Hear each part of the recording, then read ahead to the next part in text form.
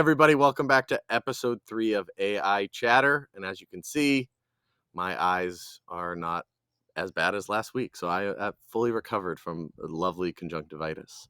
Excited to dive into this episode right away. Obviously, as you can see, like, subscribe if you want to continue to listen more of this. And we want to keep continuing to kind of pump these out and talk about the latest things in the world of AI, machine learning, data science, all that. So why don't we bring Ken and Marty in and chat and have them let's start again with another quick 30-second intro from each of you guys. Why don't we have Marty, you start this time. Who are you? Hi, my name is Marty Galp. I've been with Archetype almost 2 years now.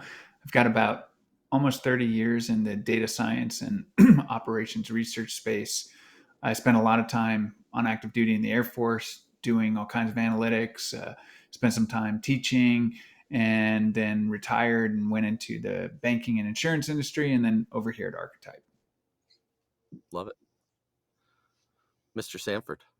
Hi, doctors. I'm just kidding. Terrible. So I'm a reformed academic economist and found my way to data science technology 15 or so years ago, and I've been in it ever since. And excited about this revival in the technology side, right? Because we just when we thought we had everything figured out, the generative AI comes in and messes it all up or makes some opportunity. I'm not exactly sure what, but I'm excited to be a part of it and the Archetype team. So, hey. Love it. Awesome. So the first thing I wanted to talk about, and we can pull up the screen share here, is I saw it just this week and personally signed up to attend it virtually, but the AWS Innovate. So all about specifically their generative AI and data edition. I loved I'm a big sucker for a good tagline of "See the world through fresh AIs." So what's I'm curious, have you guys seen this at this point? Are you guys going to attend it as well? Curious on what you guys think of it, and I'll even scroll a little bit on this of kind of some of the speakers and topics that they're going to talk about. But what's your guys' take on it? I mean, you don't hear as much about AWS as a sort of a big player in this lately. So I'm sure they're going to have some big announcements, both the model side and the architecture side. Certainly, a lot of our customers and other companies use AWS services sometimes exclusively for their business intelligence needs, and so it would make sense that AWS starts playing stronger. But Google, Microsoft, OpenAI are the three you hear about. You don't really hear about AWS too much, but so I'm sure this is it. This is they're coming out, and isn't it the exact same time as the NVIDIA one? Oh, it might be. Yeah. It's real close. Maybe it's the day before. Yeah, and I think AWS Innovate has been around for. This is their big annual thing, so it might be when they make some big announcements, like you said, Ken. Yeah, I'm interested to see it for sure. I like that their first track is all about the business journey of generative AI, of and so seeing kind of where's the business value in it, and I'm sure even something we'll talk about here in a little bit of one of the articles of is AI good for everything type of world that we're kind of in. And I did love they have obviously towards the bottom here they have the we were chatting about this at one point, was the AWS DeepRacer. They're a little machine learning cloud-based 3D racing simulator, fully autonomous 1/18th scale race car driven by reinforcement learning and Global Racing League. I'm just doing a quick commercial for them, so not a sponsor. I don't understand where do you run this thing? Is there a track? It's a good question. It's all virtual though, but that's the thing I don't get is it's a virtual 3D racing simulator with a physical car though. Is it a joke that you can buy it? Maybe it's an part of an April Fool's Day joke that I'm not in on. Maybe. Sure. How much? I bet you what you do. It's kind of like the last Top Gun movie. You fly through a virtual In that movie, they flew through a virtual scenario. Here, you're driving through a virtual scenario, and the car comes with cameras and sensors. I think I read it's got a gyroscope in it and a accelerometer. So you have this virtual course, and you can literally run it anywhere. You might need a 10 square foot area on your floor, and then how fast can you get the car to go through that virtual course? I don't know. Yeah. I Um, It's not cheap though, that's for sure. Oh yeah, how much was it again? It's like $600 to get it. That's Yeah. that's it's like 3 Roombas, two, maybe 5 Roombas if you buy the sort of the cheap Amazon ones. Exactly. Awesome. Well, obviously the AWS Innovate, we'll definitely talk about it further, and we encourage people to definitely sign up and see what they kind of discuss on it, and we'll be able to kind of obviously flesh it out in a little more detail and give our and these guys these doctors opinions on the topics as well as that comes up in a few weeks. But to dive into the next topic, forward thinking CFO. There was a great article that I saw with CFO Brew is so it's a line that comes off of the Morning Brew, which is a neat little email newsletter that I love to get. But it was specifically around CFOs and data infrastructure. The title was "What We're Not Talking About When We Talk About AI." A quick quote that I'll read, and then I kind of want to get your guys' take on the article as well as just the topic overall. So it says finance leaders are hearing from their boards, from the CEOs, from investors. We've got to get on this train of AI. But the main trouble with the AI will solve all your problems mentality is that it's fundamentally backwards. Hopper, who's a CFO himself, explained many finance leaders have this vision and they just throw AI at it as if it's going to fix everything. He added, if you don't need AI, don't overcomplicate it. Just use a system that solves the problem. What's your thoughts on that? Wholeheartedly agree. Too many times we overcomplicate problems. Um, I think my background in ops research is all about pragmatism. If there's a practical answer, then use it. Don't throw technology at it just to say, "Hey, I did a deep learning model using AI here," because then what you're also doing is you're making it a lot harder to maintain it or innovate around it. So keep it simple. There's nothing wrong with that. AI is definitely going to help, but I think what this article really alludes to a lot is you got to get your data in order before you can do AI. Now, you should do that with AI in mind. Don't be blind to that, but don't jump right into AI without some good data or data maturity, I think is what they call it in the article. I mean, Enron, they've been generating income statements for using generative AI for income statements for a long time. All right. So look, I think it's great that these CFOs are thinking about the use of generative AI. It's probably awesome that they can get sponsorship to do some projects. The use of generative AI, across the board, including in finance outcomes, requires context around data, which is not really a Gen AI problem. It's a data contextualization problem. Routinely, so at Archetype we do a lot of implementations of a tool called OneStream, right, which helps this whole process, and in certain circumstances some of those data then have to move, say, out into Snowflake to do some reporting, right, or to do some data enrichment. In those circumstances where you move data out of your transactional system and put it into a centralized database, which is necessary to do a lot of this generative AI, you lose a lot of context. And it's in the context where the generative AI can be useful. If I ask, what are my expected sales tomorrow? I need to build a statistical forecast, and then that statistical forecast has to be built based on good principles of the data generating process, which is the same problem that we had when we didn't have the interactive bot that lets you ask the question. So the answer for generative AI is only as good as the context that's around the data.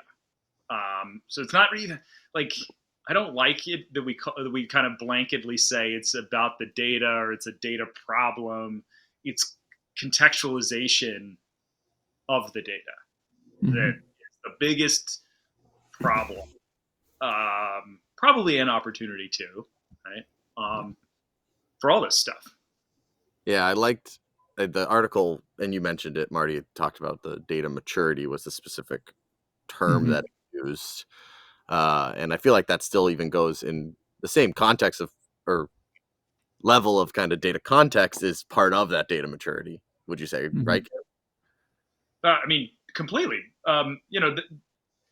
It it's really why, like, having some folks with some gray hair inside your organization tends to still have a lot of value. This They understand the meaning behind the 15 different revenue fields that you have available and which one is the right one to pull at this time, right? Eventually, I hope systems are smart enough to capture that, but we've continued to see, anytime you do the pure data centralization play, you do run the risk of losing your context, Yeah, because outside of the system that runs your business, you don't really know what these fields and these tables mean. yeah, And it's a big opportunity. It's a big problem, but generative AI is not going to fix that.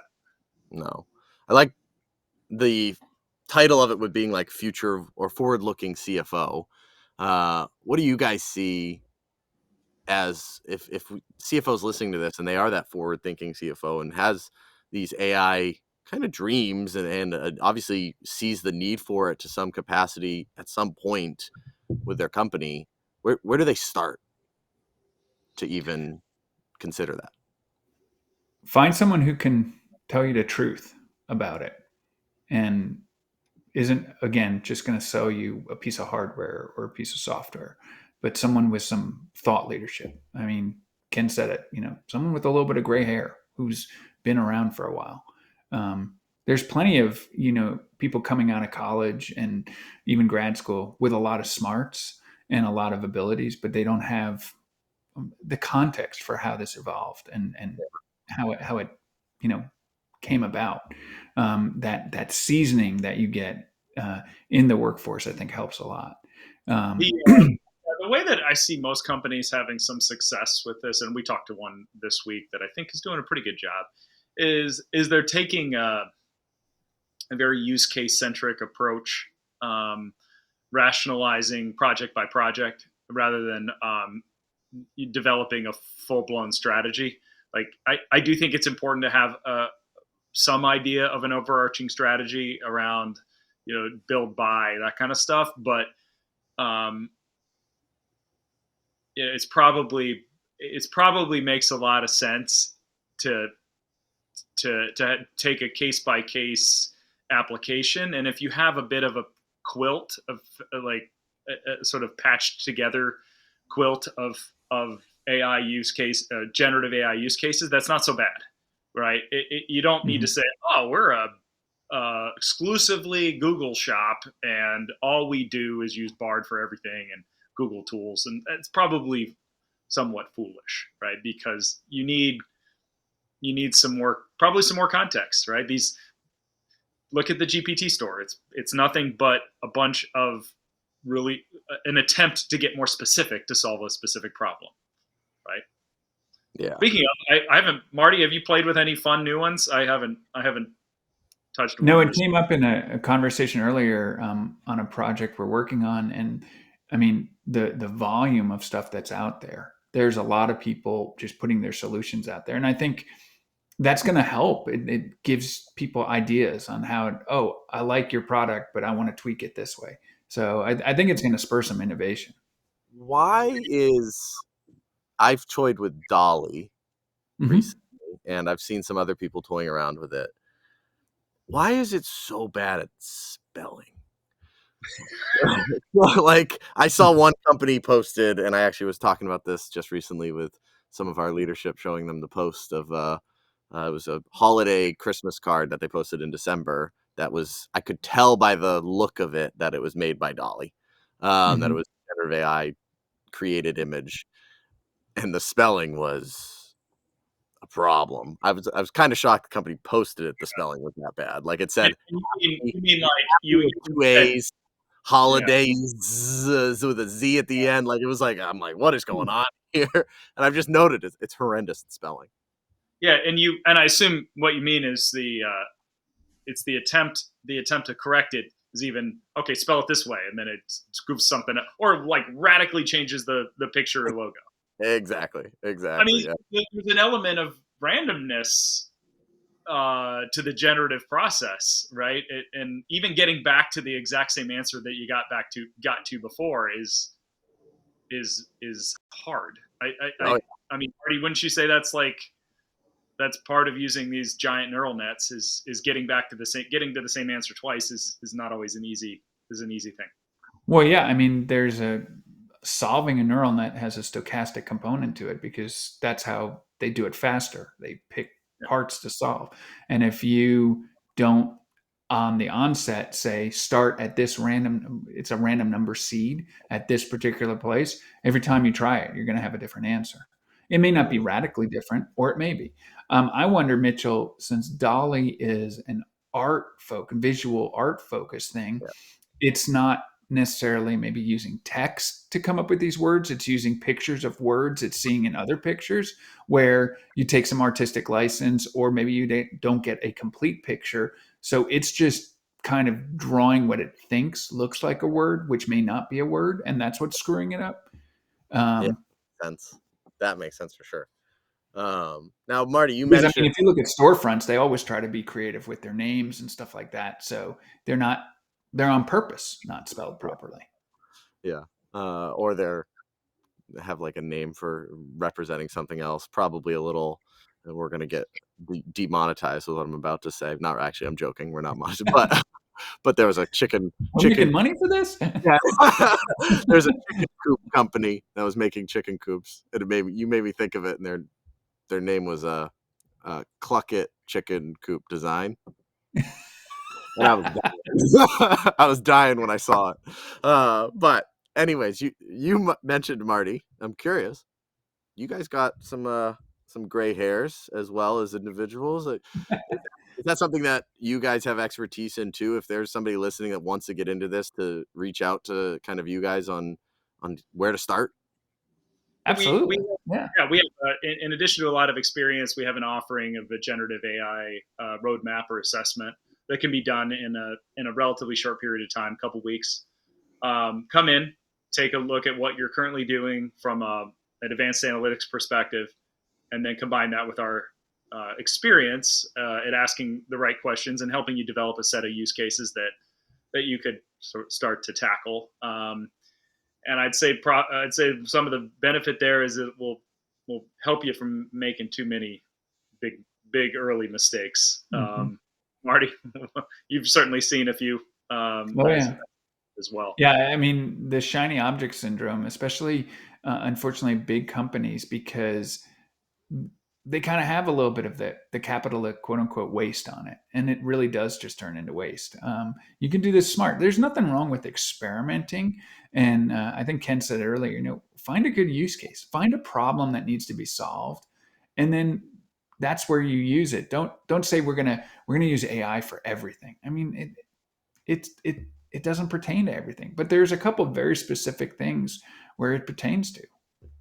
Yeah, love it. Awesome. Well, we're already a little past time, so we'll look to get scheduled for chatting about this more next week. But obviously, everybody again sign up for AWS Innovate, and we'll chat about that when that actually comes out in 6 weeks, and we watch those. But thanks for tuning in, and see y'all next week. All righty. Bye, everyone.